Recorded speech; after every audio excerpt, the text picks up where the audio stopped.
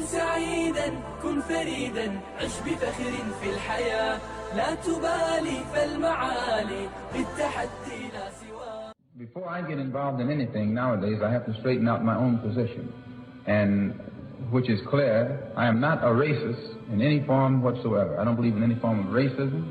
I don't believe in any form of discrimination or segregation. I believe in Islam. I'm a Muslim. And there's nothing wrong with being a Muslim. Nothing wrong with the religion of Islam. That just teaches us to believe in Allah as the God. And those of you who are Christians probably believe in the same God. Because I think you believe in the God who created the universe. And that's the one we believe in, the one who created the universe. The only difference being you call him God and we call him Allah. Jews call him Jehovah. If you could understand Hebrew, you'd probably call him Jehovah too. If you can understand Arabic, you'd probably call him Allah. But since the white man, your friend, took your language away from you during slavery, the only language you know is his language, your friend's language. So you call for the same God he calls for. When he's putting a rope around your neck, you call for God, and he calls for God.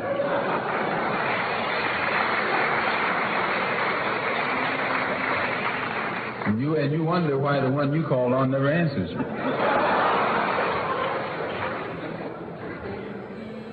So that once you realize that I believe in the Supreme Being who created the universe and believe in him as being one, I also have been taught in Islam that one God who only has one religion, and that religion is called Islam, and all of the prophets who came forth taught that religion. Abraham, Moses, Jesus, Muhammad, all of them. And by believing in one God and one religion and all of the prophets, it creates unity. There's no room for argument, no need for us to be arguing with each other. And also in that religion, of the real religion of Islam. And when I was in the Black Muslim movement, they didn't have the real religion of Islam in that movement. It was something else. And but the real religion of Islam doesn't teach anyone to judge another human being by the color of his skin. The yardstick that is used by the Muslim to measure another man is not the man's color, but the man's deeds, the man's conscious behavior, the man's intentions. And when you use that as a standard of measurement or judgment, you never go wrong. But when you just judge a man because of the color of his skin, then you're committing a crime, because that's the worst kind of judgment. If you judge him just because he was a Jew, that's not as bad as judging him because he's black. Because a Jew can hide his religion. He can say he's something else, which a lot of them do that. They say they're something else. But the black man can't hide. When they start indicting us because of our color, that means we're indicted before we're born, which is the worst kind of crime that can be committed. And the Muslim religion has eliminated all tendencies to judge a man according to the color of his skin, but rather the judgment is based upon his deeds.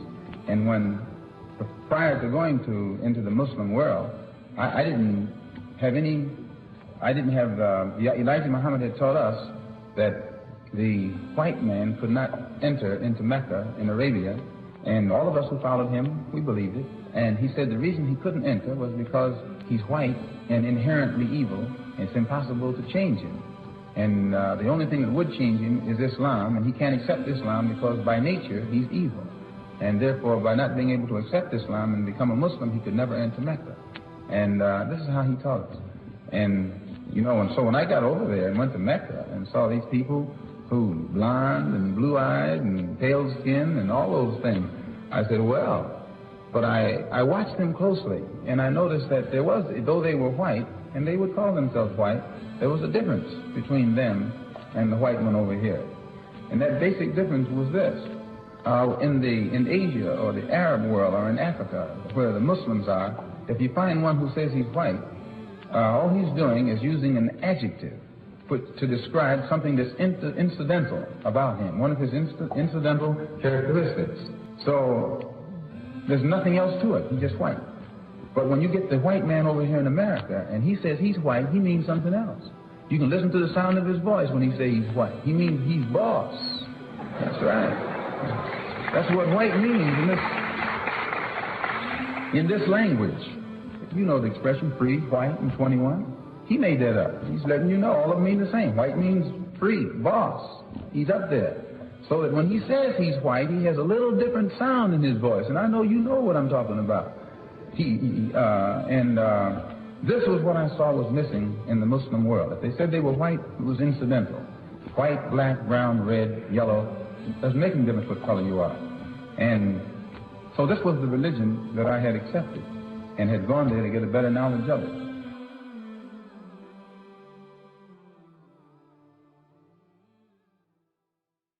بسم الله الرحمن الرحيم يا أيها الذين آمنوا كونوا قوامين لله شهداء بالقسط ولا يجرمنكم شنآن قوم على ألا تعدلوا اعدلوا هو أقرب للتقوى واتقوا الله إن الله خبير بما تعملون.